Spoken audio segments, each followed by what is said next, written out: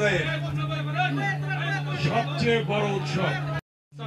এই রাস্তাটা যত দ্রুত সম্ভব ছুটির পরে আমরা কাজ শুরু করে দেবো।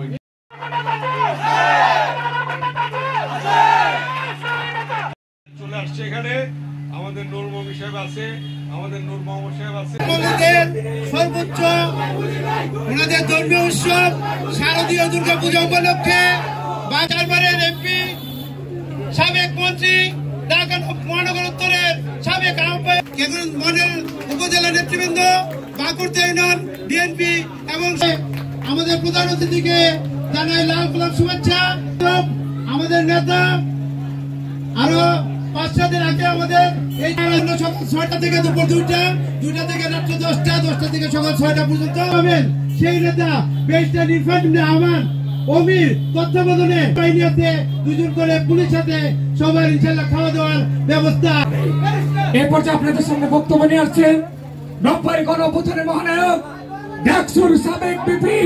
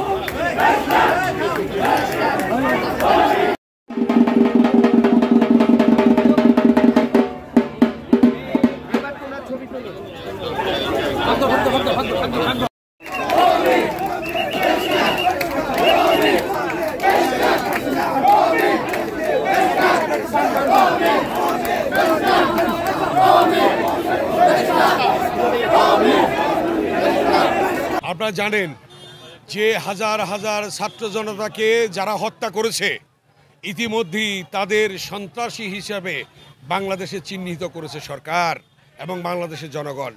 তারা আজকে দেশের বিভিন্ন জায়গায় চেষ্টা করছে অরাজকতা সৃষ্টি করার, কিন্তু অন্তর্বর্তীকালীন সরকার অত্যন্ত সজাগ এবং সচেতন। তারা এই বিষয়গুলি দেখছেন এবং প্রতিরোধ করছেন।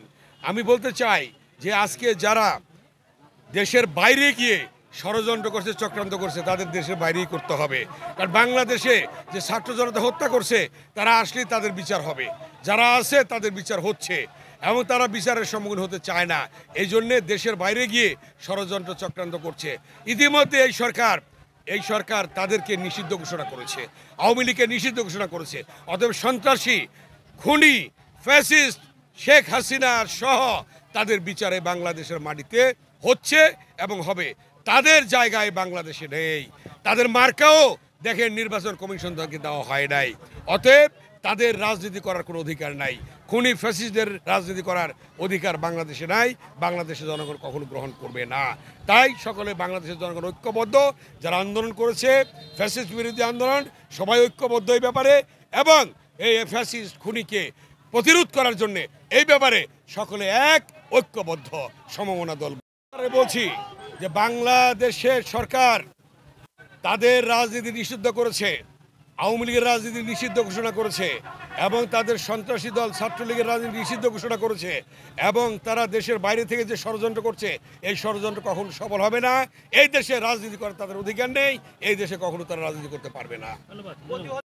এই ব্যাপারে সবাই এক এবং ঐক্যবদ্ধ। ফ্যাসিস্ট বিরোধী আন্দোলনে যারা ঐক্যবদ্ধ ছিল, এখনো আছে, ভবিষ্যতে থাকবে তারা ঐক্যবদ্ধ। অনেকে চায় যে বাংলাদেশে নির্বাচন না হয়, নির্বাচন না হলে তাদের ভালো, আর নির্বাচন হলে তাদের মাথা পরি থাকে না, কারণ আল্লাহর রহমতে বিএনপি তো ক্ষমতায় আসবে, তাই না?